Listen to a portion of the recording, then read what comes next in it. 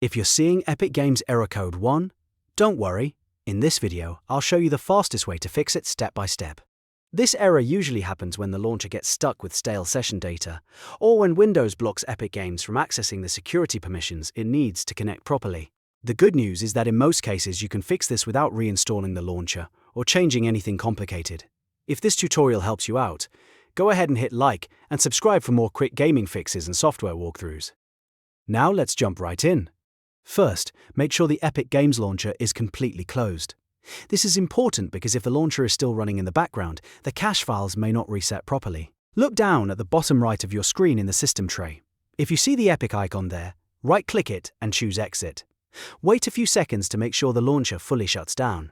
Next, we're going to clear the launcher's temporary data. Press the Windows key and the R key at the same time to open the Run window. In the box that appears, type %local AppData%, then click OK.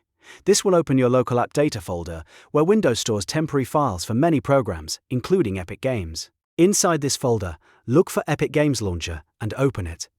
Then open the folder called Saved. In here, you'll usually find a folder named Webcache. Sometimes there may also be extra versions like Webcache_4147 or similar numbers. Right-click the Webcache folder, and if you see any variants, delete those too. This clears out stale session tokens and cached launcher data that can trigger error code 1. Once the cache folders are deleted, restart your PC. A full reboot is important because it gives Windows and Epic a fresh start and makes sure the old temporary files are fully cleared from memory. After your computer restarts, if the error still appears, the next step is to run Epic Games Launcher as an administrator. This helps if Windows is blocking the launcher from reading or writing the security tokens it needs. Right-click the Epic Games Launcher shortcut on your desktop, then select Properties.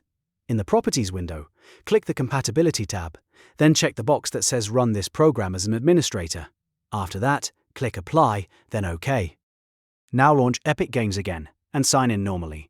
In many cases, these two fixes are enough to resolve error code 1 and get you back into the launcher. If it still doesn't work, try fully closing any background Epic processes in Task Manager and repeat the cache clear step one more time, since a damaged temporary session can sometimes linger.